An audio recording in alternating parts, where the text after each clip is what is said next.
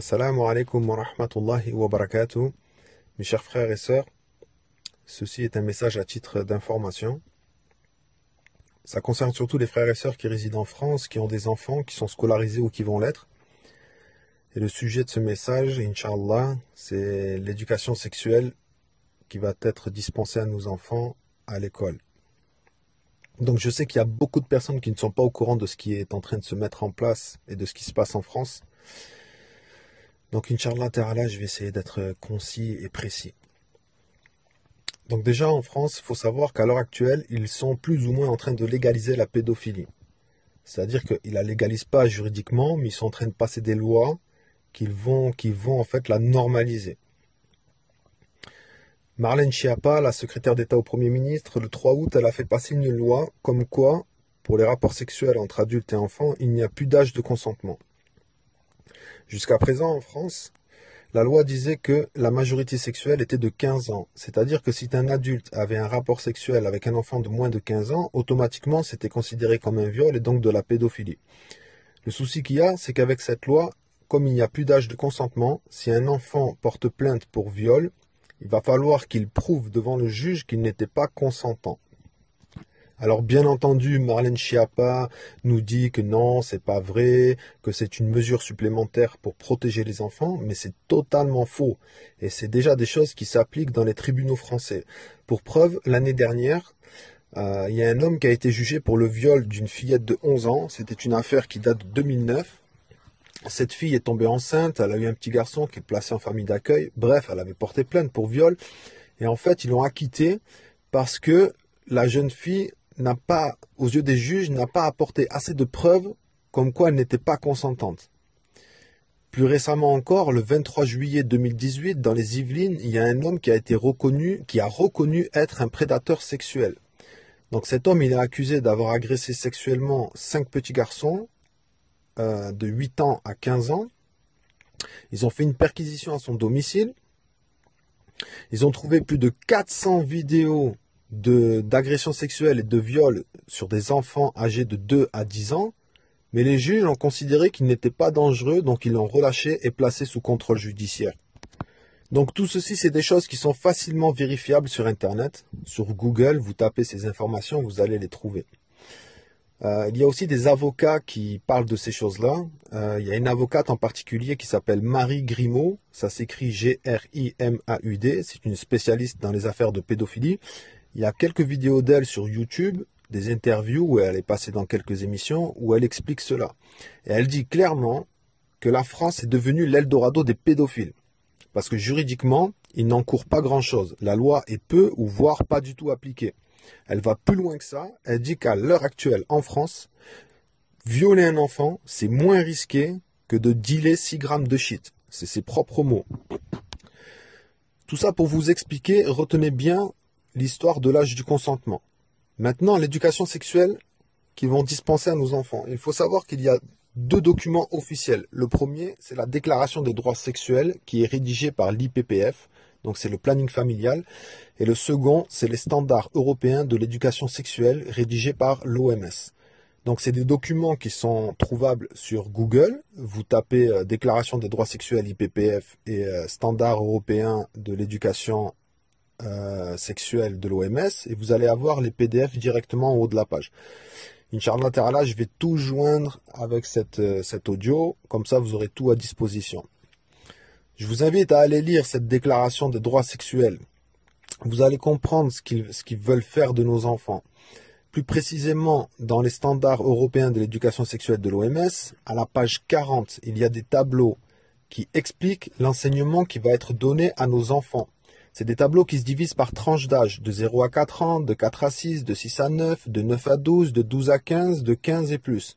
On peut lire dans les tableaux de 0 à 4 ans qu'on va leur enseigner la masturbation, le plaisir du toucher. On va les inviter à jouer au docteur.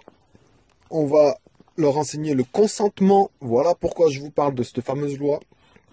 Parce qu'en fait, si on éduque les enfants, on leur apprend, on leur explique et on estime qu'ils sont conscients, eh bien du coup, ils ne pourront plus dire qu'ils n'étaient pas au courant. Ça va plus loin que ça. dans les tranches d'âge, par exemple, de 4 à 6 ans et de 6 à 9, on peut lire qu'il va falloir composer avec la pornographie. On va leur expliquer les rapports sexuels détaillés. On leur explique les différentes pratiques sexuelles, l'homosexualité. On leur explique aussi la grossesse, la contraception, etc., etc. Allez lire ces tableaux, vraiment, a'oudhu billah. Ils sont volumineux et remplis de perversité. Il y a aussi le témoignage d'un pédopsychiatre sur YouTube qui s'appelle Dr Berger, ça s'écrit B-E-R-G-E-R.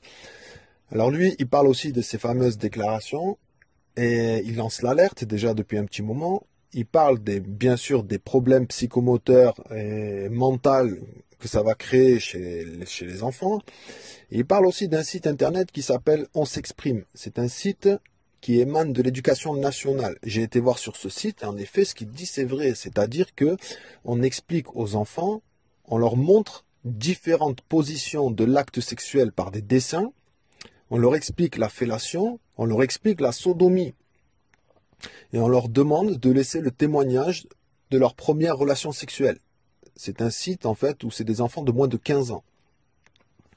Il y a aussi la chaîne YouTube d'une dame qui s'appelle Ariane Biléran. C'est le nom de sa chaîne. Biléran, ça s'écrit B-I-L-H-E-R-A-N.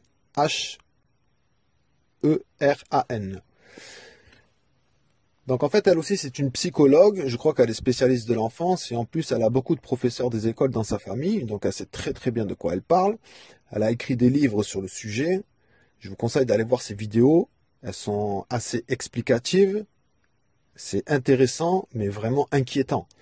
Il y a aussi une dame d'un certain âge qui s'appelle Marion Sigaud. Ça s'écrit S-I-G-A-U-T. Elle aussi, ça fait longtemps qu'elle sonne l'alerte, déjà depuis l'histoire de la théorie du genre.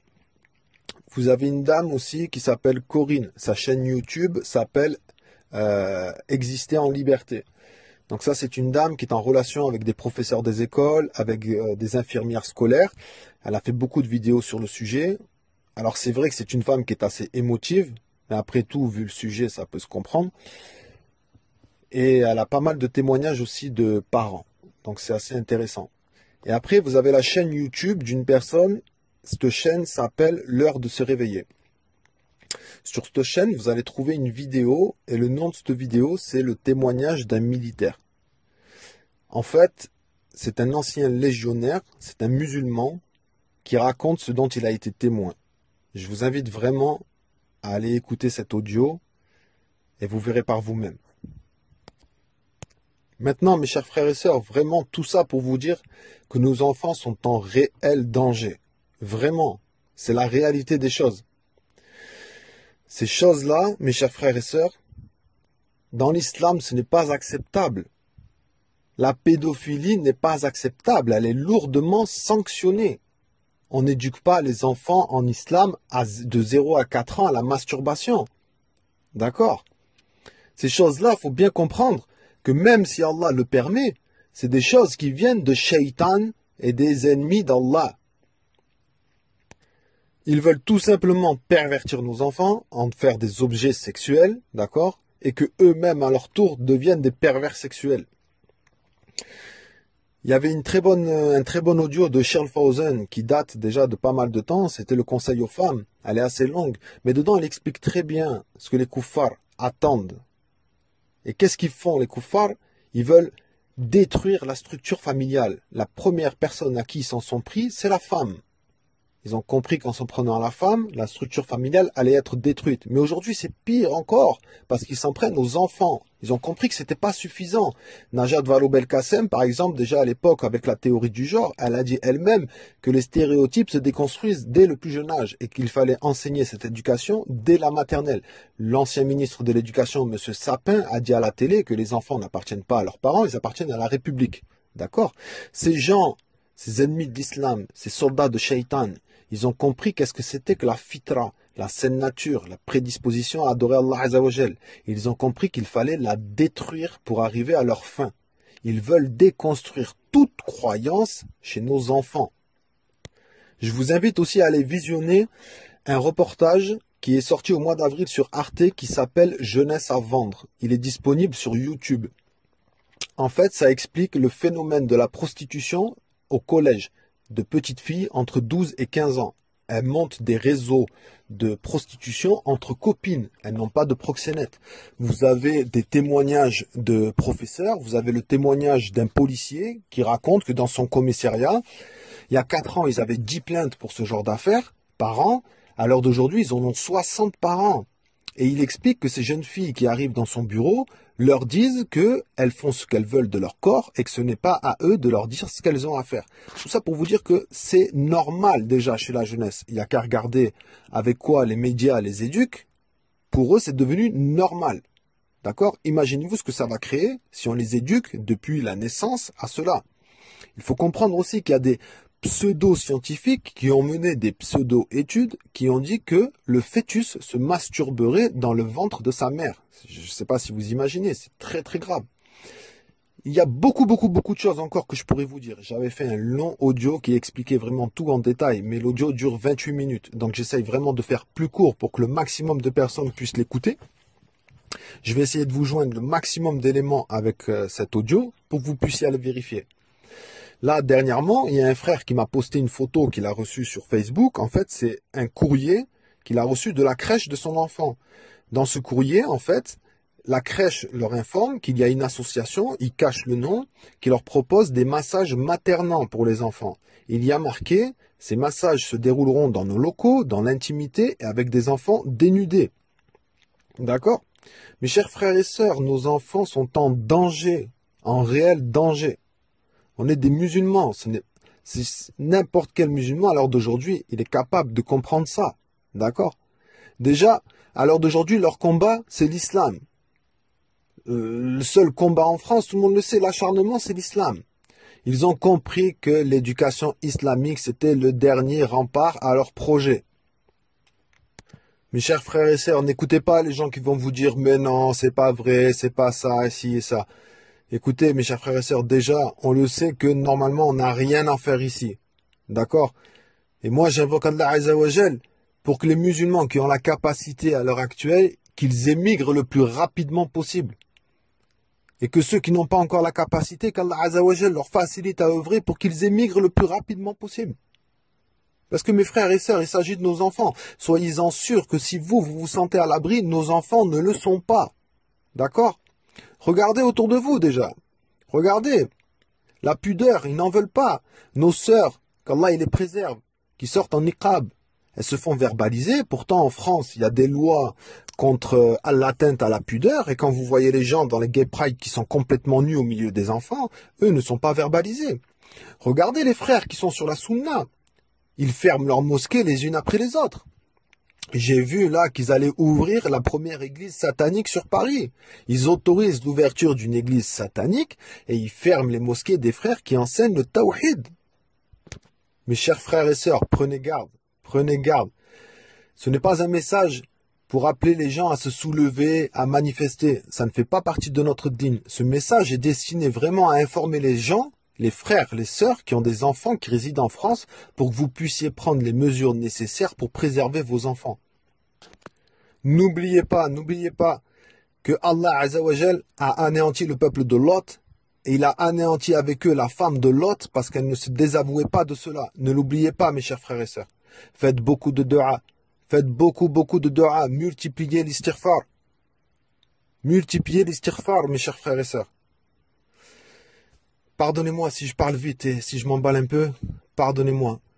Qu'Allah Azza wa Jal vous préserve ainsi qu'à vos enfants. Qu'Allah Azza wa Jal fasse de nos enfants des gens vertueux, qu'il fasse qu'ils soient des revivificateurs de la sunna. Qu'Allah Azza wa Jal vous accorde beaucoup de bienfaits dans ce monde, une meilleure récompense pour l'au-delà et qu'il vous préserve du châtiment de l'enfer. Qu'Allah Azza wa Jal nous compte parmi ceux qui sont peu nombreux.